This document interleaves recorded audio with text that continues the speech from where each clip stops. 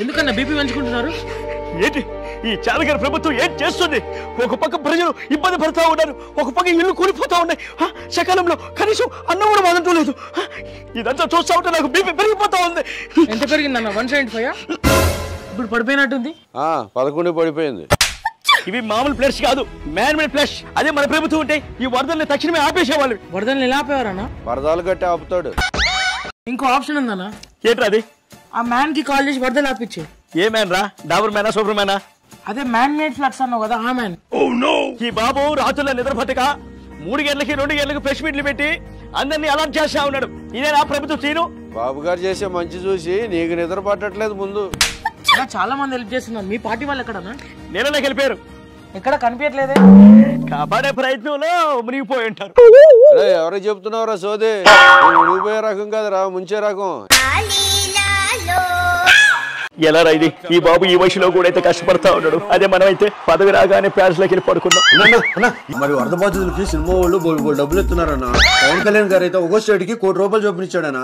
మళ్ళీ తర్వాత 4 కోట్లు ఎక్స్ట్రా కూడా ఇచ్చాడనా. ఈనేంట్రా లక్షల కోట్లు తినేసాం, ₹1 ఇవ్వడానికి కూడా మన మనిషి రాదు. కోట్లు పంచుకుంటా పోతున్నాడు. అంత డబ్బు ఉందంట ఆయన దగ్గర. సాయం చేయడానికి మనీ ఉంటే చాలదన్నా, మనసు కూడా ఉండాలన్నా. నా ఆశలో చిల్లిగా అవ్వలేదు. అలాంటిది నేను ₹1 ఆడిస్తాను రా. నేను అన్నా ఇవ్వకపోతే ఆ 11లో ఒక సీట్ కూడా రాదన్నా. ₹1 ఇవ్వాల్సిందేనన్నా. ప్రెస్ కూడా పిలిచానన్నా. నువ్వు రానా? అంతని వాళ్ళే రాష్ట్రంలో వరద బాధితులకు నా వంతు సహాయంగా రూపాయలు చేస్తా ఉన్నా. సరిగ్గా వినిపించట్లా. ₹1 చెప్పనా? ₹1 ఇస్తా ఉన్నా. నేనే స్వయంగా పంచుతా. అదేంటి బాబు గారు స్కానర్ పెట్టారు కదా, దానికి వచ్చి స్కానర్ పనిచేయట్లేదు. మీరు రెగ్యులర్ గా వాడే పేటిఎం ఉంది కదా, దాంట్లో వచ్చి. పేటిఎం లో లక్షలు పోవచ్చు, కానీ నా లిమిట్ మాత్రం ₹5. ఏం పెద్దనా బాధపడకు, ఇల్లంతా కూలిపోయేలా ఉంది. కాకపోతే మీరే పడవలు తీసుకొచ్చి ప్రకాశం బ్యారేజ్ని కూల్చినట్టు మా ఇల్లు కూడా కూల్చేస్తారా ఏంటి? అరే సురేష్, తెలియకుండా చేయరా అంటే తెలిసేలా చేసావు. ఈ వరదలు ఇలా పోతా ఉంటే ఈ ప్రభుత్వం ఏం చేస్తుంది? కనీసం ఇలాంటి పరిస్థితులలో ఒక పూట భోజనం పెట్టే పరిస్థితి కూడా లేదు ఈ ప్రభుత్వం. నేను చూస్తుంటే 2 రోజులు అవుతుంది భోజనం చేసి. 2 గంటలైంది భోజనం చేసి. ఇందాకే అన్నం ప్యాకెట్లు పంపించారు బాబు గారు. బాబు గారు ప్రభుత్వంలో కడుపు మాడితే అన్నం పెడతారు. మీకే ఈ ప్రభుత్వం చేసే సహాయం చూసి కడుపు మండుతున్నట్టుంది. కడుపు మండి ప్రకాశం బ్యారేజీకి అన్నం పెడుతున్నావు. అది కాదండి. ఏది కాదు? అవసరమైన పులిహార మాటలు పక్కన పెట్టి ఈ సమయంలో 4 పులిహార ప్యాకెట్లు అన్న పంచు, పుణ్యం అన్న వస్తుంది. చెప్తే అర్థం కదా, ₹1 వసూలు వస్తా ఉన్నా అక్కడ. నేను 4 పాల ప్యాకెట్లు వ్యాన్ లోంచి పడేసి ₹1 పంచానంటావా? అందుకే నీ ఫ్యాన్ బయటకి ఇసిరేశారు. చెప్పేవాడు సైకో జగన్ అయితే వినోవాడు సాక్షి రిపోర్టర్ అని వాళ్ళకి చెప్పవా వెళ్ళి. అరే దువ్వాడా, యాక్టివ్ మీద మేము యాక్టివ్ గా ఉన్న విషయం అందరికి తెలియడం కోసం అన్నా, అందుకే యాక్టివ్ మీద. ఎక్కడ చూసినా లైల మనుషుల్లాగా దువ్వాడా మాదిరి బాగా అంతా మీ బ్లెస్సింగ్స్ అన్నా. నేనిచ్చేదాకా నువ్వే అడాగేవరా 60 స్పీడ్ లో వెళ్ళిపోయావు కదరా. నీ లవ్ స్టోరీ చెప్పండి రా. అవి గడపకి వెళ్ళిన రోజు. గడపకి వెళ్లే ముందు ఇంటింటికి వెళ్ళాలని మీ ఇంటికి తీసుకెళ్ళేవా? నా రూమ్ లో రీల్స్ చేసుకుంటుంటే పక్కనే ఉన్న ఈయన వచ్చాడు. ఎందుకు?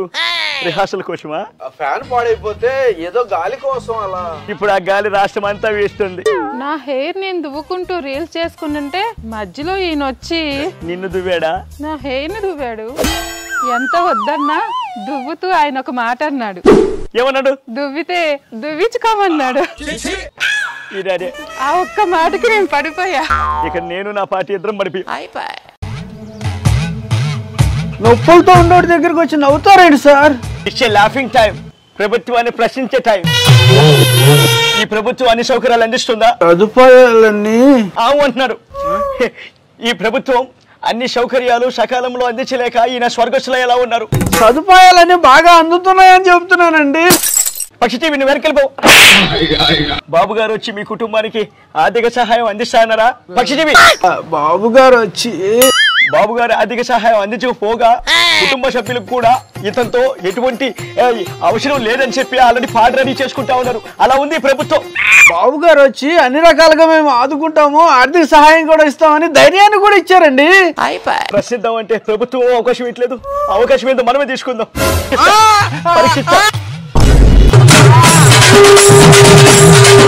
చనిపోయాడేమో.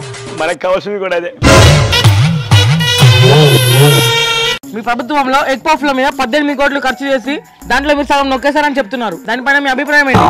అభిప్రాయం చెప్పడానికి ముందు ఆధారాలు ఉన్నది కదండి. ఆధారం పేరు పాపారావు, మీ పని మనిషి. కొడుకండి తెలుసు, అది మాకు తెలుసు.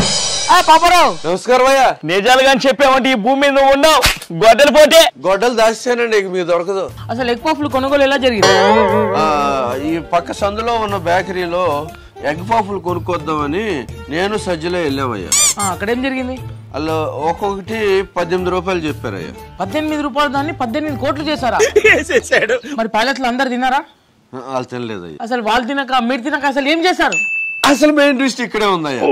ఆ ఎగ్ పఫ్ల బ్యాడ్ స్మెల్ కి ప్యాలెస్ లోకి ఒక ఎలుక వచ్చింది. మరి ఎలుక తిందా? ఆ ఎలుకను పట్టుకోవడానికి ఇంకో 1,30,00,000 మళ్ళీ వీళ్ళే తిన్నారయ్యా.